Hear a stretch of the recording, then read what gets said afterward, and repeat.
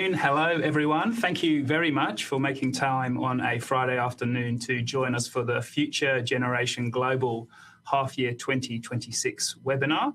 Before we start, I'd like to pay my respects to the elders past, present and future for the traditional owners of the land where we are currently. And I'd also like to introduce the two guests that we have with us today.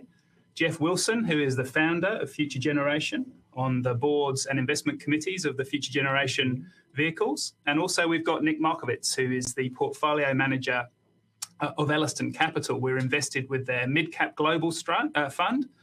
And Nick is going to talk to us today about what he's been doing. It's been a very strong performance from Nick over the last quarter and last year, nearly 30% up over the last year. So, thank you, Nick. Thank you. Yes. Good work. You're welcome. We just expect that every year. Do it again next year. Yeah. I think markets have been really easy, so maybe not as impressive. Anyway. So we'll ask a few questions of Nick in a little while. So please submit your questions online if you have some for him, Geoff, or myself. Geoff's going to give a quick overview of the last 6 months, update on the dividends and how Future Generation's been going, and then I'll give an update on the portfolio before we have a bit of a chat. So with that, before that, I'll just point to the disclaimer, which basically says that anything that the three of us say today is general in nature. It's not personal financial advice. For that, you need to see an advisor. So general in nature, and don't take it as financial advice. And that gives you free rein, Geoff, to talk about the results. Good. Look, thank you. Thank you, Liam. Thank you very much. But I know you wanted for me to talk about the 6 months. Mm-hmm. But I'm going to talk about the 12 months. Go for it. Because all the data you gave me is the 12 months data. Yeah. Looks good, that, yeah. So now we're up, like for shareholders, it's been a good 12-month period, and we talked about Nick's performance, but in terms of all the various fund managers, and and I know you'll talk about it a little later. We've got a portfolio of fund managers, so some have different attributes. So some will be a bit more downside protection, et cetera, et cetera. But for a shareholder, and looking at total shareholder return, we're talking about a little over 22%, which is really good. And a lot of that, that includes the value of franking credits in there. Now, part of that will be the dividend, and the dividend, you would have noticed, there was a special dividend there, and that was really a function of the fact there tends to be a lag between the profit we make and when we pay tax on that profit, and that's how we can pay the franking out in this company structure. But we had even though we've got a really big profit reserve, and we've got 7-8 years of profit reserve, so ability to keep paying dividends for that period of time. The franking amount, that doesn't come until the various fund managers we move out of those fund managers potentially recognise a profit. Yeah. So there is a bit of a lag, but we did have a bit of excess franking. So the board decided, hey, look, let's reward shareholders. The shares, for those that have been shareholders for a while, go back a year or two, it was trading at quite a bit of a discount. It's now gone back to trading a bit of a premium to NTA, and we'll probably talk about that a little later. And that's helped part of the return over the 12-month period as well. Yep. Thanks, Geoff. Yep. So as Geoff said, decent total shareholder return for our investors over the last 12 months. I might talk about the investment portfolio that sits behind that. As you probably know, the way the model works is we persuade some of the best fund managers that we can find from Australia and around the world to invest on our behalf, but to do it fee-free. So Nick is one of those very generous fund managers. We have investment committees who put those funds together in a diversified portfolio. And our objectives are simple. We want, from an investment perspective, to deliver lower volatility, great returns over long periods of time.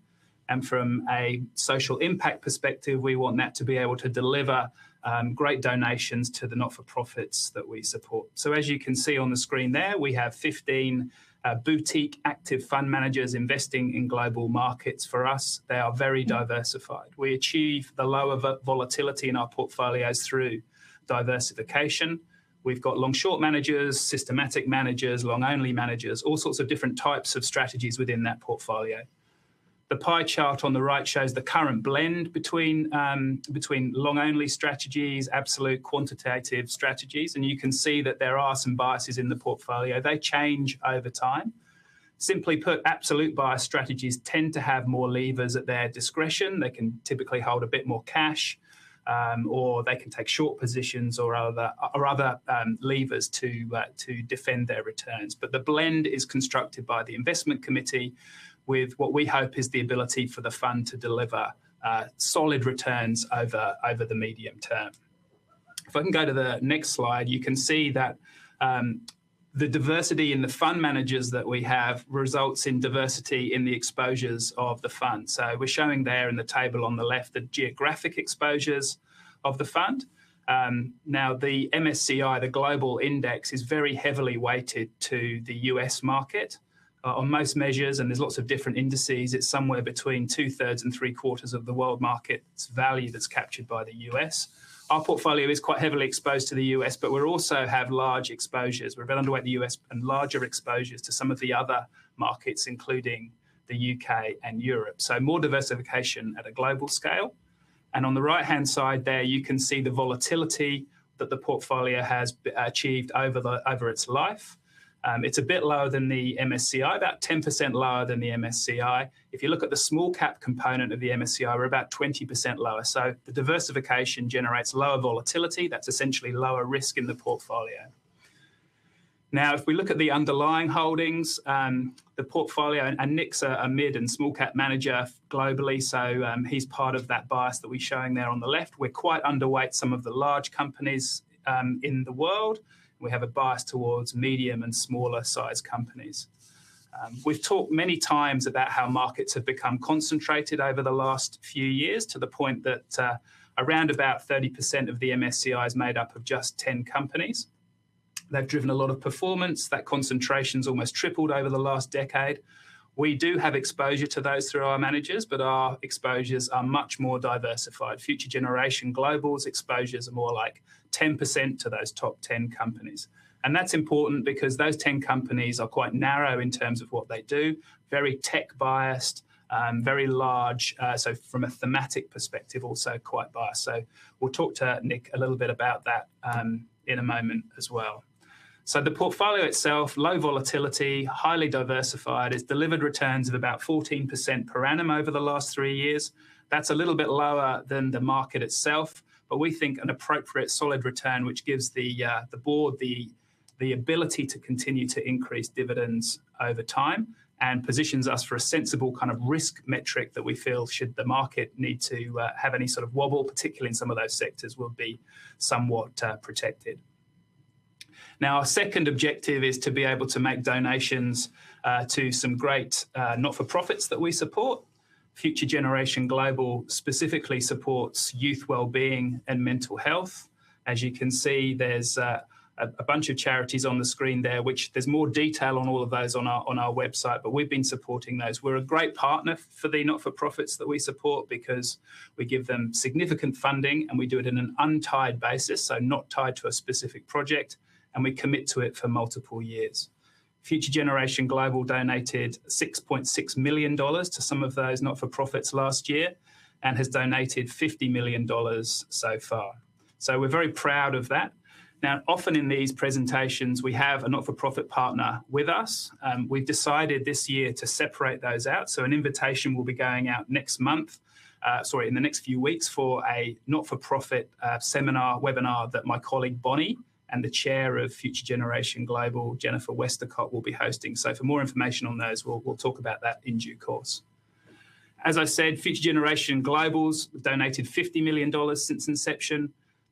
Collectively, Future Generation Global has donated $100 million. It's a very big number, but it's not as big as the fee savings, which have been $175 million so far. And in fact, Nick, I don't know whether I should say this, but of that 175, we've saved about $2.7 million in fees from you alone. So thank you for... Well, you've donated. Thank you. Thank you. You're a good man. And on behalf, as a shareholder... receipt for it. reflect on that with pride, maybe, rather than regret. But we've put it to good use. So we've saved $175 million. We've donated $100 million. So there's a fee advantage through the way that Future Generation has been set up.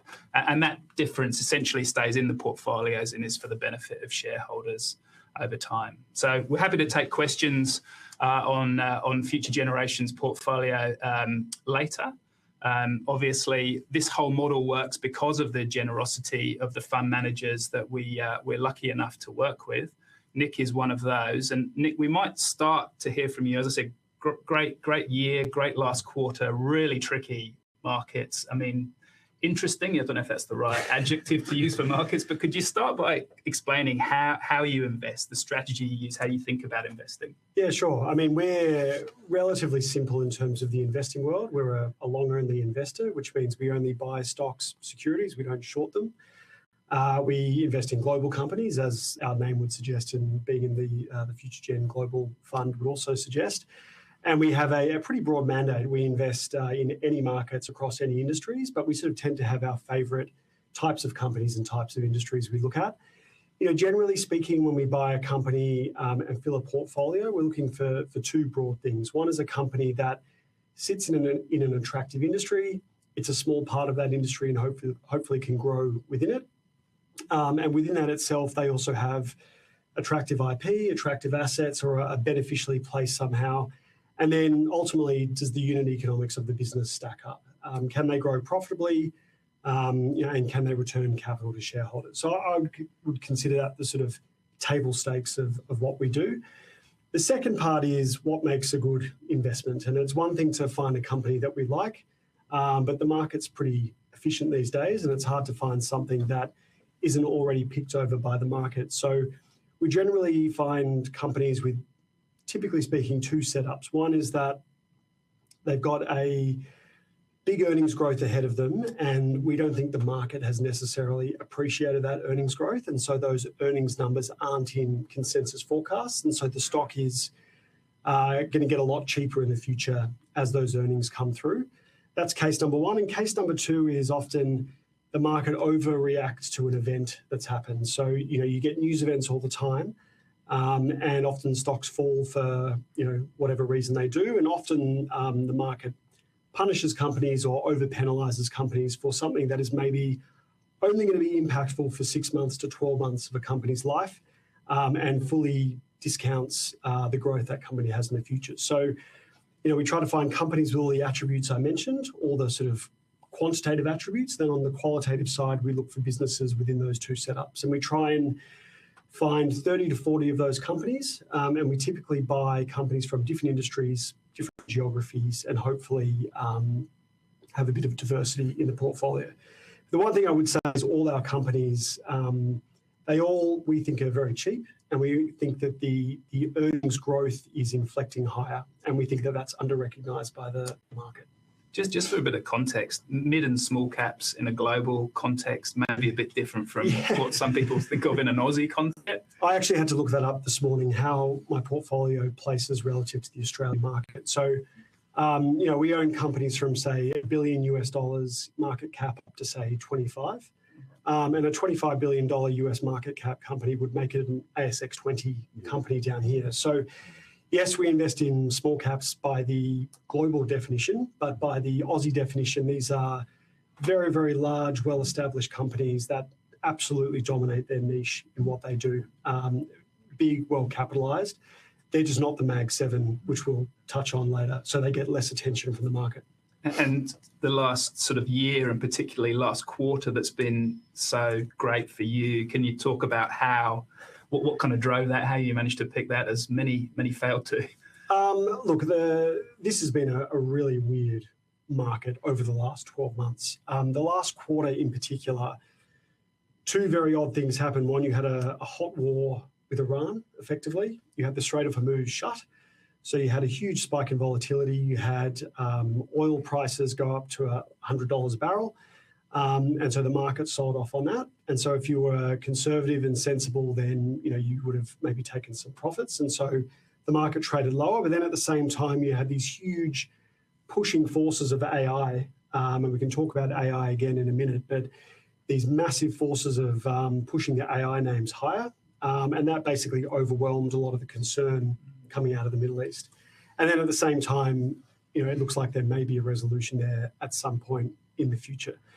So, those were sort of two, I would say it's a Middle Eastern war or hot war is a very rare event in itself. And then you have a massive bull market euphoria run in AI stocks, which also hit a lot of records as well. So you had two very interesting events.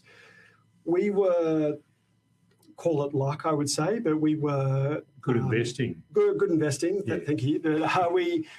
We didn't really have too many economically sensitive parts of our portfolio that traded down meaningfully when the war started.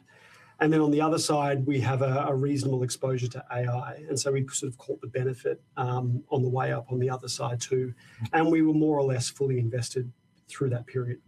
So a lot of market participants talk about the AI haves and have-nots. I mean, it's been a pretty interesting market from that perspective as well. So you've just found yourself on the right side of that trade, or managed to pick the right side of that trade at the right time? Look, I think if you go back 2 years now for the AI trade, and I'm going to go back 2 years because the AI trade has been so fundamental to global equities, and it's been a genuinely once in a generation event in terms of the amount of money being spent on AI and how that's impacting capital markets. If you go back to share of GDP from AI investments, you'd have to go back to the railroad boom to get a similar wave of investment. So this is early 1900s, are we? Yeah, in theory. Yeah. In theory, and so and there's questions of how long will it last, but this has been historic.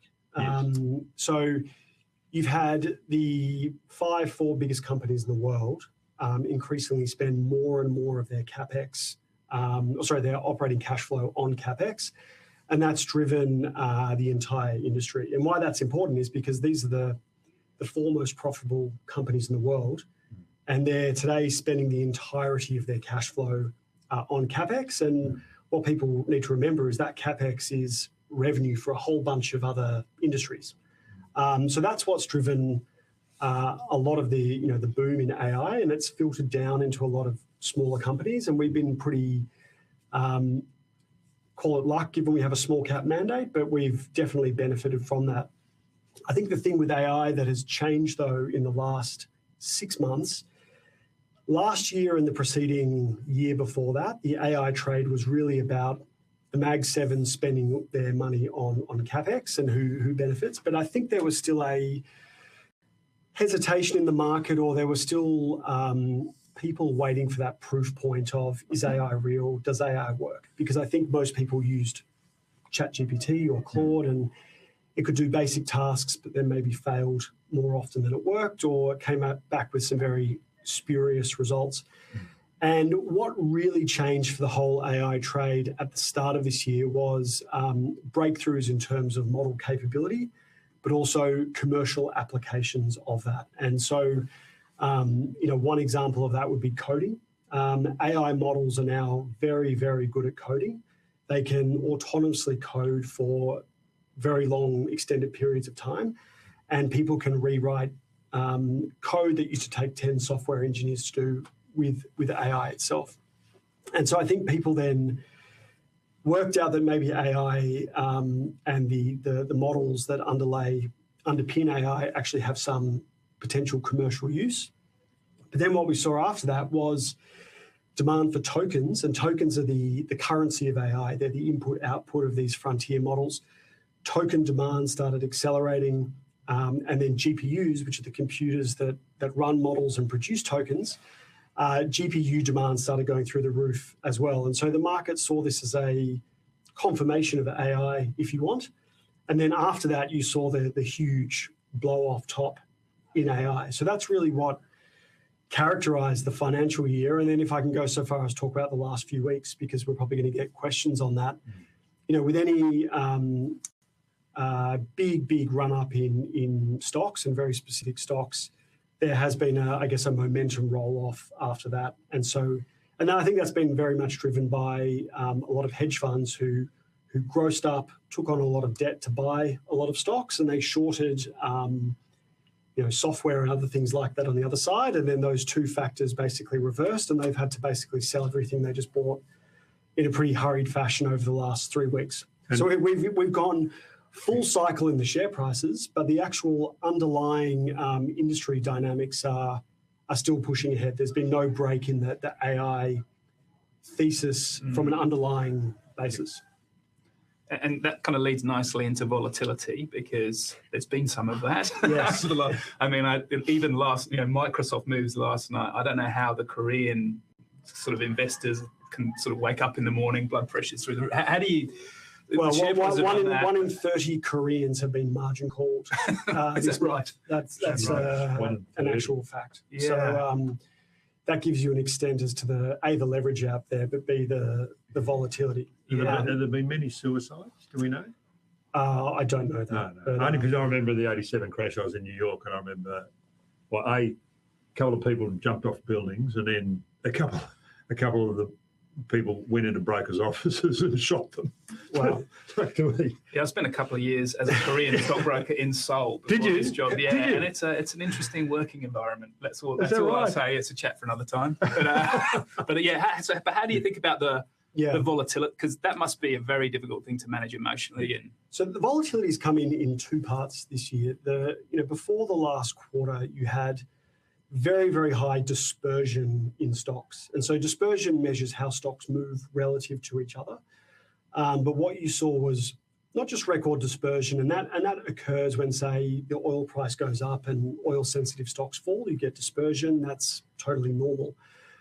What we've seen for the first time in many, many years is dispersion amongst traditional factors or sectors. And by that I mean, say within the telco media basket, because of AI, there's AI winners, which is anything AI related, but then there's the AI losers, which are the companies that are going to be potentially disrupted by AI.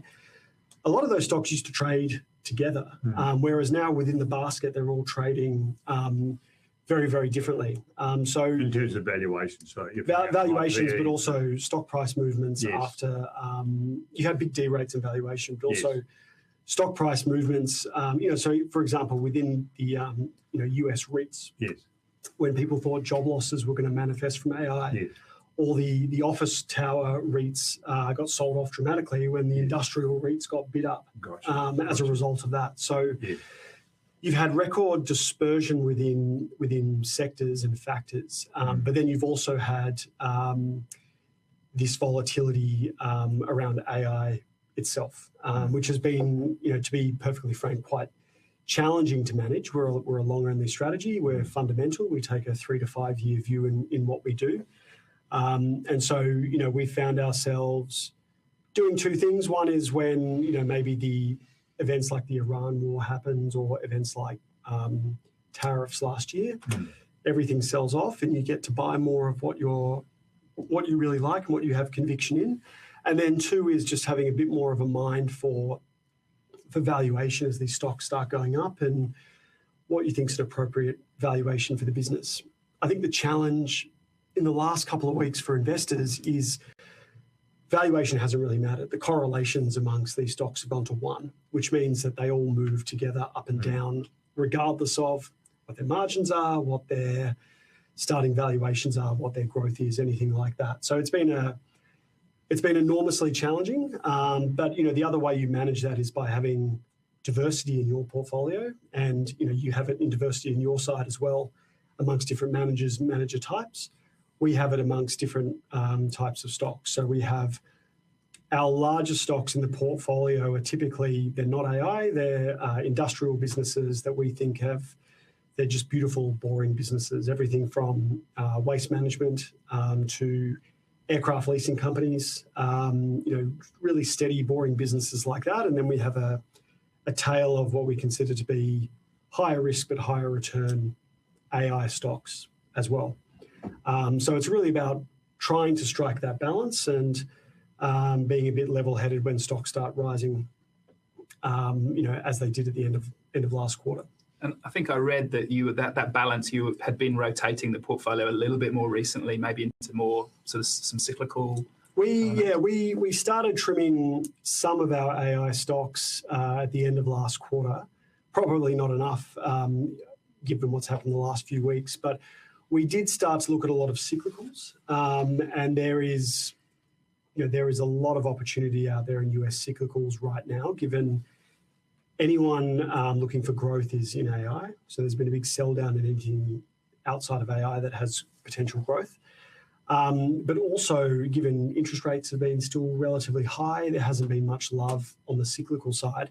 And you've got US home builders, say, as an example, trading at 0.6 times book, levels they traded at in the GFC when they were all about to go broke.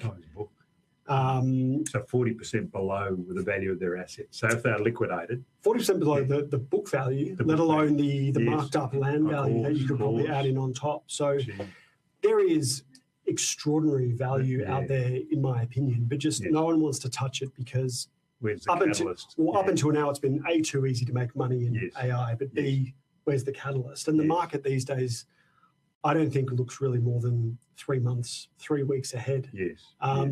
So I do think there's opportunities there. We've been slowly buying a few of businesses with those qualities, but we haven't made a huge portfolio reallocation just yet. But we're certainly looking at a lot of prospects, and we've got our list ready for when and if we do move bigger.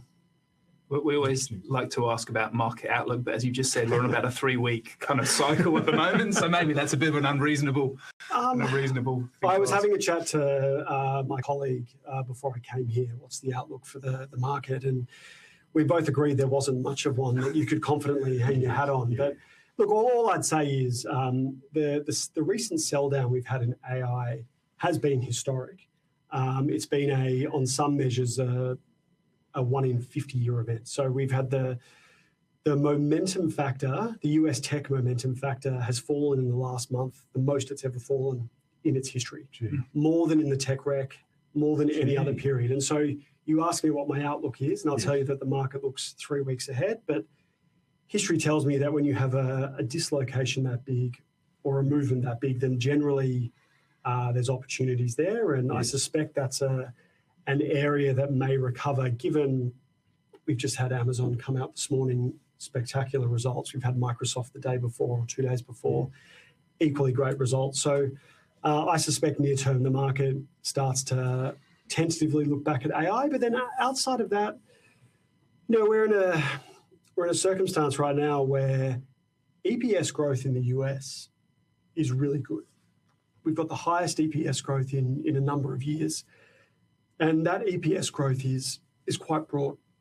One of the challenges of the US market over 10 years has been there's good EPS growth, but it's 7 companies at the top that are accounting for 80% of the EPS growth. Whereas now we're in a situation where that growth is now broadening out, and there's a lot of reason to actually look beyond the Mag 7 and own other companies. So the industrial measures like the ISM and things that measure manufacturing activity are all very healthy, yet manufacturing-related real economy stocks haven't really moved too much. They've done okay. I mean, the Dow's at a very attractive level, but you haven't really seen the market gravitate towards them in a big way. So, look, I think the market needs to pick itself up after this AI mini meltdown that we've had. I'm firmly of the view that AI is a multi-year investment cycle, and we are going to get many, many more years of AI, unfortunately or fortunately, dominating narratives, if depending on how you're placed. But then outside of that, we've got a real underlying recovery in the US economy as well. At the same time that a lot of other global economies are relatively weak still. So I think the lesson there is that, for me at least, is that you're going to see EPS broaden out, and so your portfolio holdings maybe should broaden out as well.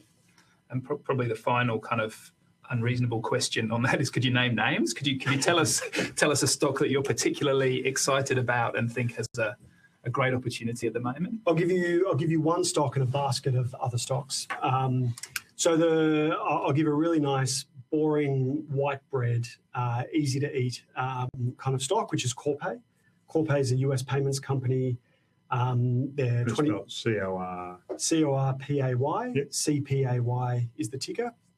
It's the largest stock in our portfolio. It's effectively, as the name might suggest, it's a closed loop payments business, and then they have a global FX side or cross-border FX side as well. Just to give you some stats on this company, it's founder-led. The CEO or the chair, Ron Clark's been there for 25 years, still owns a lot of the business. The company has grown EPS, earnings per share, by 18% over 20 years or 25 years. And that puts it in one of, I think, 2% of the S&P 500 that's actually managed to do that. So this business has great pedigree. It's an elite business in that earnings compounding earnings sense. Why I like it today is for lots of reasons, but one is that their EPS growth is still very strong. They're still doing 20% EPS growth. They've got a core payments business that they use the cash from that to buy a lot of other businesses, particularly in the cross-border side, which is growing very strongly. And they're a small player in that, so they can continue to expand.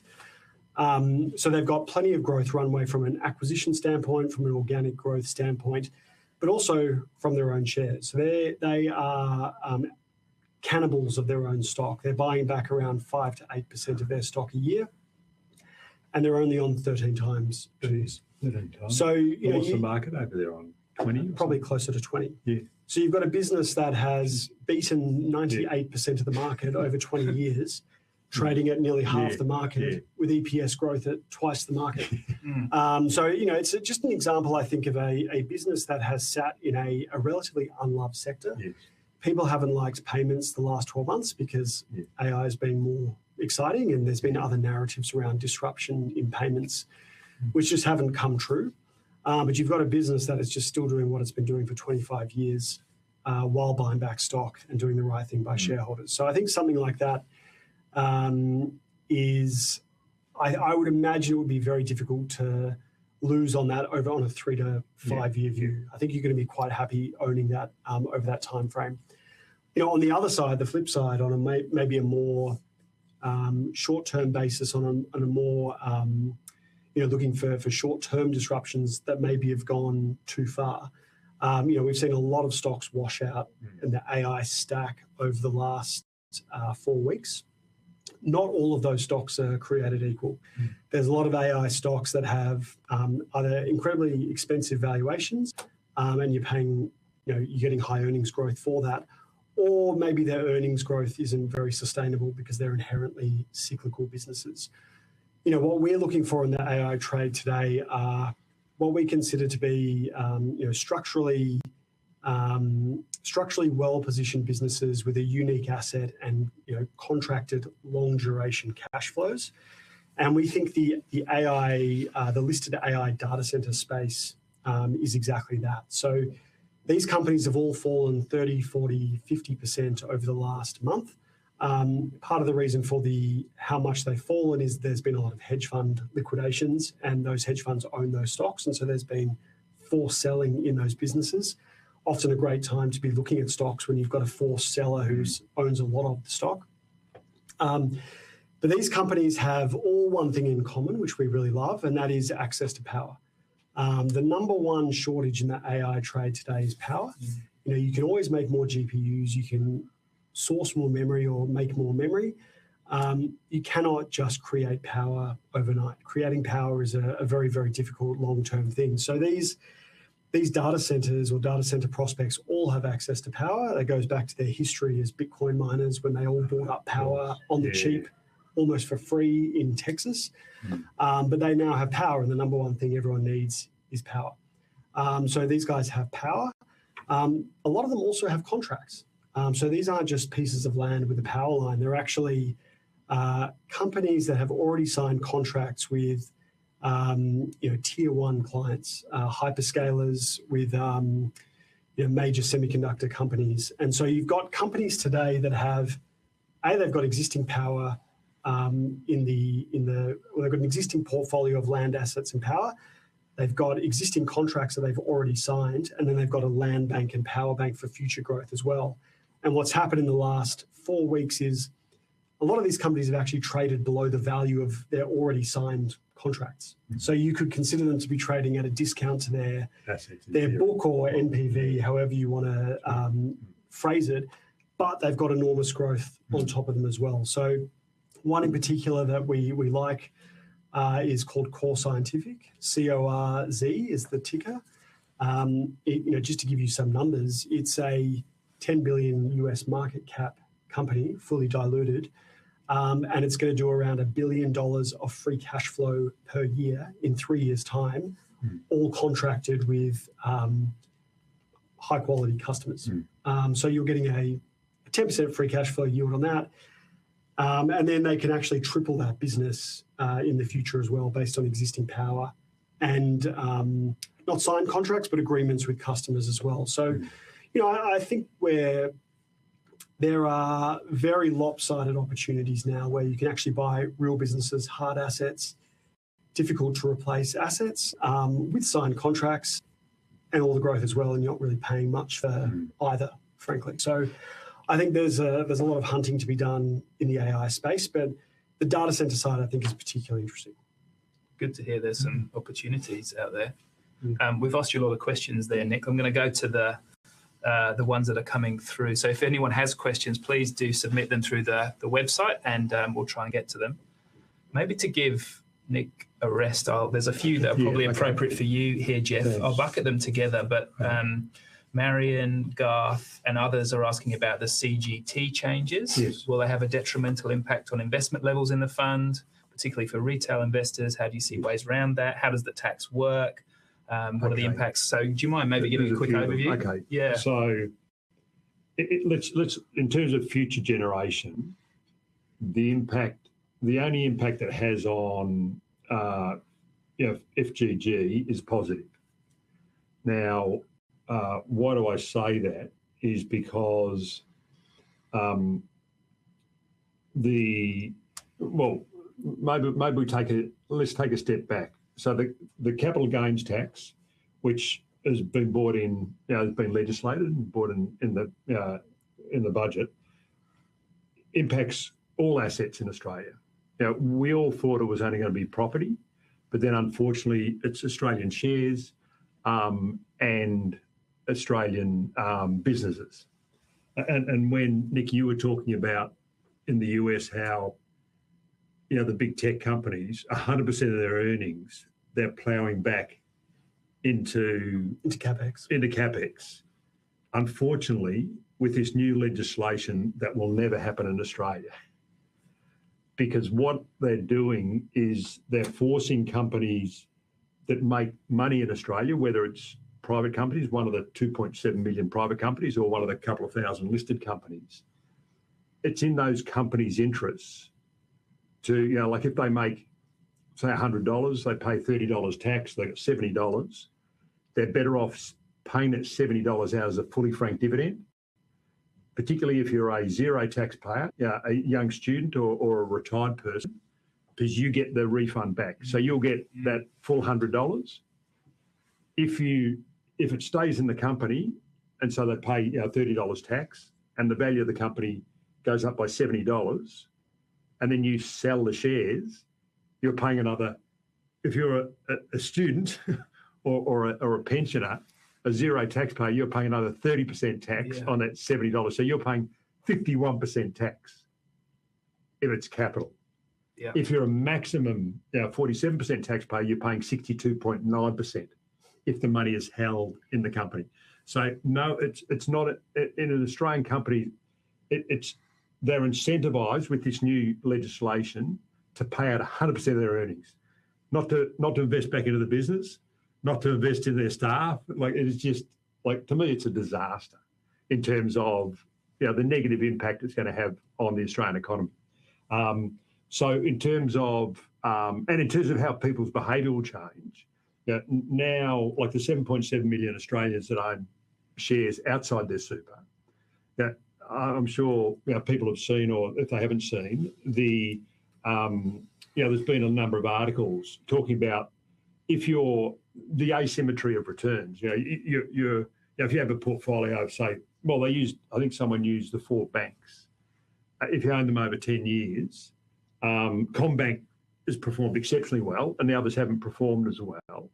And so in real terms, CommBank's made a lot of money for you, adjusted for inflation, but those others haven't. So you haven't lost money in absolute terms, but you haven't made money in real terms. So if you sold the whole portfolio, I think your average tax rate will be 60 or 70%.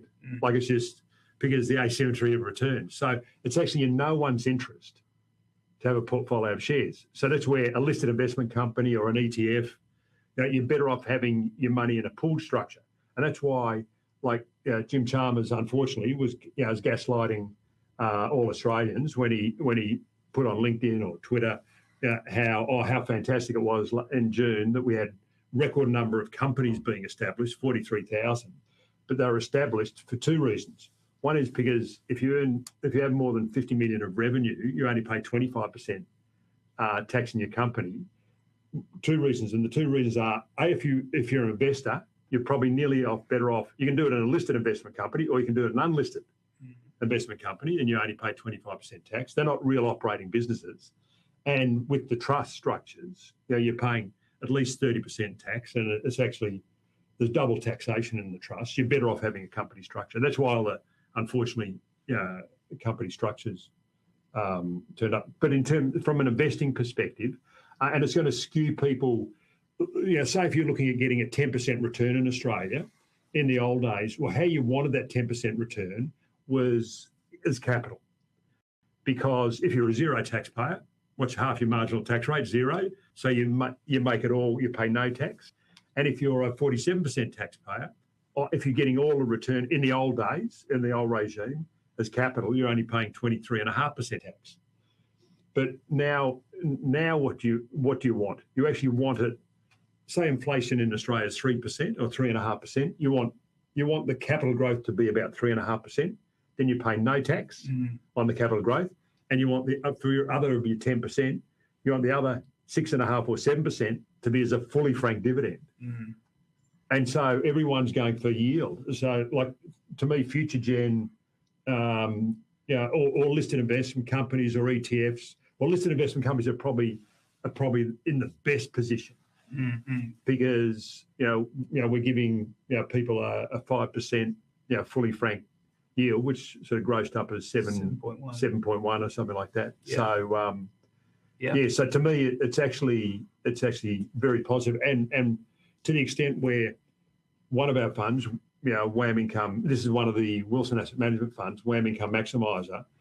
We'd had, since the budget, we had a lot of brokers and financial planners ring us and say, look, can you raise some money? And we sort of just increased the size by a third, raised 170 million in the end. It was oversubscribed. We had more than 200 million in demand. So to me, Future Gen Global is beautifully positioned. And I think psychologically, I actually think, and I was chatting to Nick before we started, I think psychologically, Australian investors will be looking at, in theory, we're going to make them your big money in growth.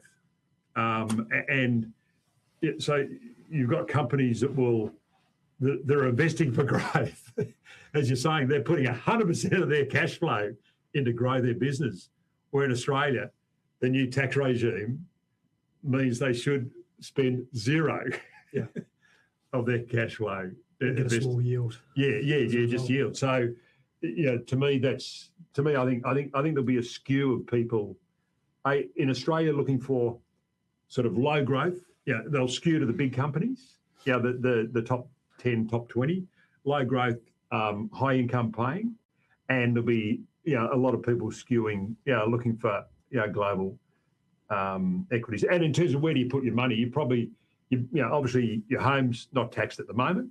That'll probably change, I'd assume. Your principal place of residence, I'd assume so. They're going through everything, and superannuation, and super still, your capital gains tax, even on your if you're on the top rate, it's only 26 and a bit percent. That's if you're paying, if it's over 10 million. So I think you're safe under 3 million in super. Keep putting it into super. But then in terms of how the money in super, what are you going to do with that? I know personally, now I'm putting all my risk in my super fund because I want growth, because I'm paying a lower tax on growth in my super fund. No. So in my name, I want yield. In my super fund, I want high risk. Now, how bizarre is that? Like you look at broadly the message you're sending to people. Oh, and also if you're a person earning less than $225,000, that's what you $225,000 in Australia is when your average tax rate hits 30%. But if you're earning less than that, you're better off not being an investor. You're better off being a trader, because if you're a trader, then you're paying tax at that marginal tax rate. If you're a student, don't buy it and hold it for a year because you're an investor then. Then you've got to pay a minimum of 30% tax, or a pensioner. Just trade it. And what a weird psychology we're trying to tell people. Sounds like the winners are accountants. Valuers. So, there's a few sort of market-related ones as well for you, Nick, here. One that's kind of topical at the moment is that a hedge fund just collapsed with some holdings that overlapped with yours. How's that affected the share price of some of those? How do you look at that? So a lot of our AI holdings had crossover with the hedge fund that collapsed and got liquidated last night. Look, the last 3 weeks have been... And what was it like? Was he a 24-year-old or something? Yeah, he was a young kid who worked at OpenAI, which is one of the big large language models. He left OpenAI, started a fund, and did incredibly well. He did 1,200% returns over 2 years, and then bit of risk then collapsed in 4 weeks. And so, what we found out after the fact was he was 4 times levered. And his short book was not within the same factor. It was not where it should have been. So what we've seen is a huge unwind of his book. It wasn't small. He was running $40 billion US. That was then grossed up multiple 4 times. So you've seen over $100 billion, I think, come out of the AI stack or ecosystem. So look, he owned a lot of stocks. We owned a lot of similar stocks. So the last couple of weeks has been a bit painful in that sense. But he was his portfolio was bought by Citadel last night. It was announced, and a lot of the stocks that have been under pressure actually went up 20-30% last night because the mechanical selling pressure of getting margin called each day was just gone.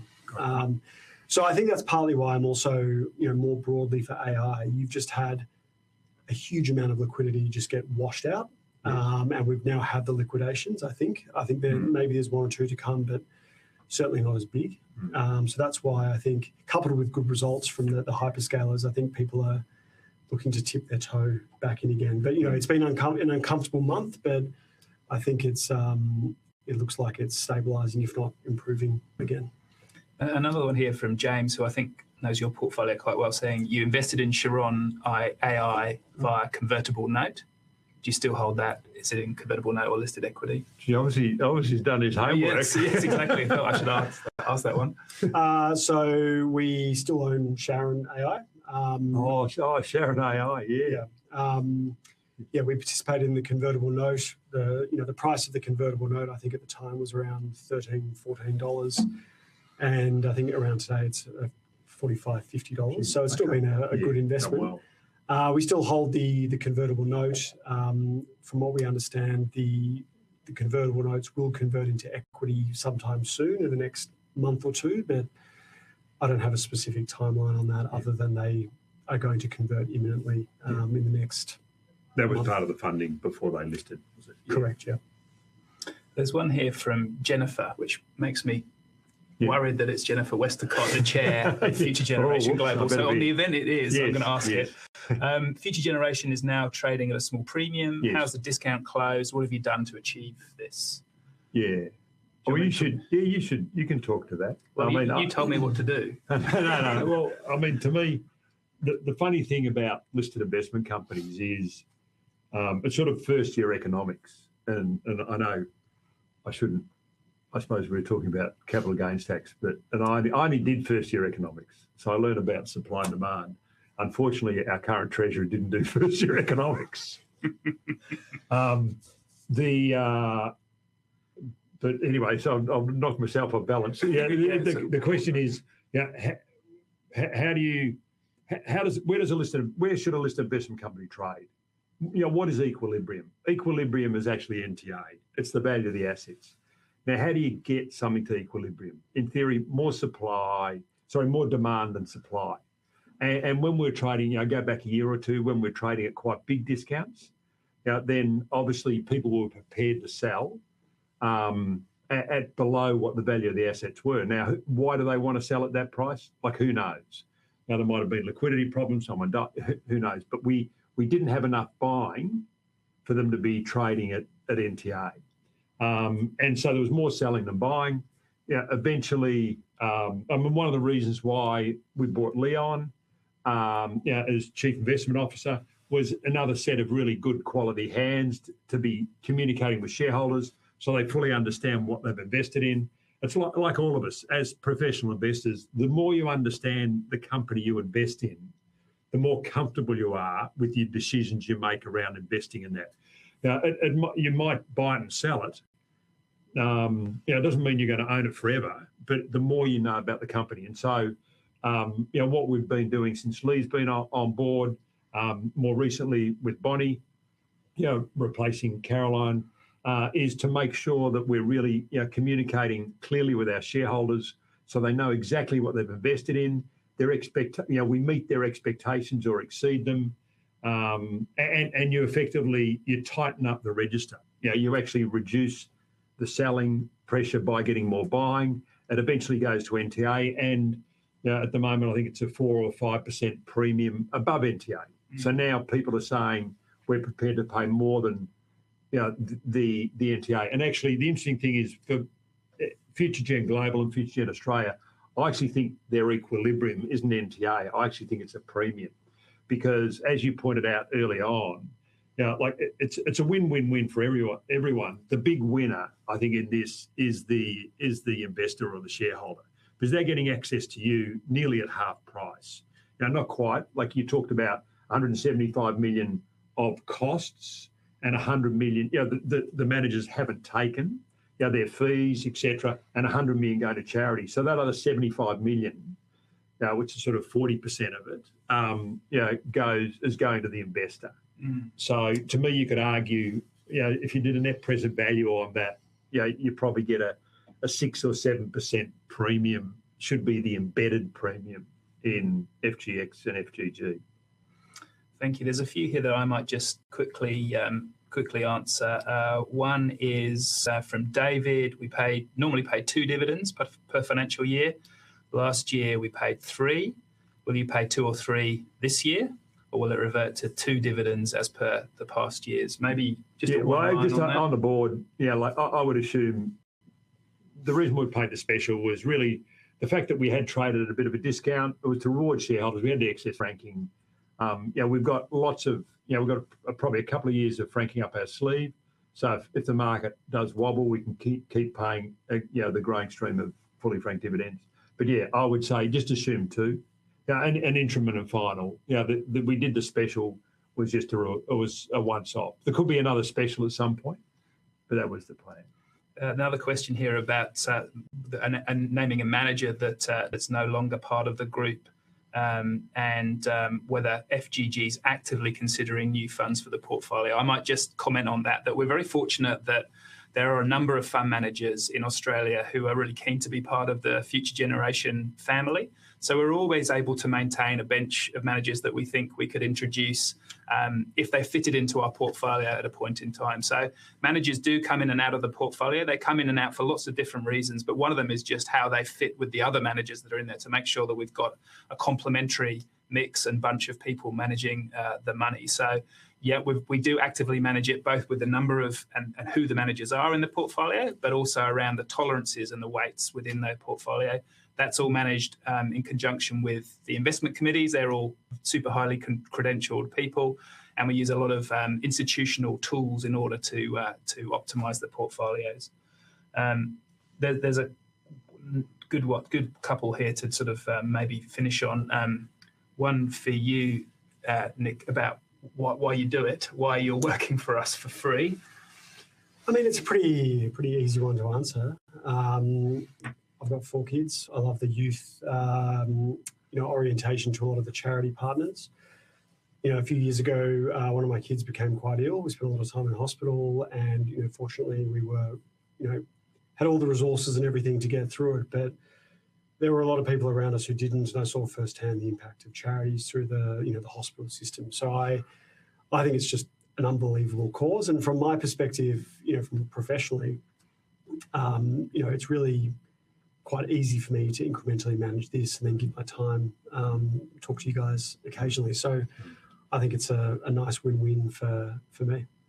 And I can't remember who it was from now, but someone's asked why you started Future Generation at the start of this whole process. Presumably, it wasn't easy, but no, because I happened to be in the UK. My wife's a POM, so we were. I was over there and I was reading the FT, and there was an article in the FT about a guy, Tom Henderson, his name was. He'd come from a hedge fund, and I think his great-grandfather set up Henderson Asset Management, but he said they gave all the money away. By the time it got to him, he had to make his own money. But he set up a structure like this, where it was called the Battle Against Cancer Investment Trust. And so they're 1%. Most of it went to the Institute of Cancer Research in the UK, and part of it, and he also spread it to I think 13 other charities.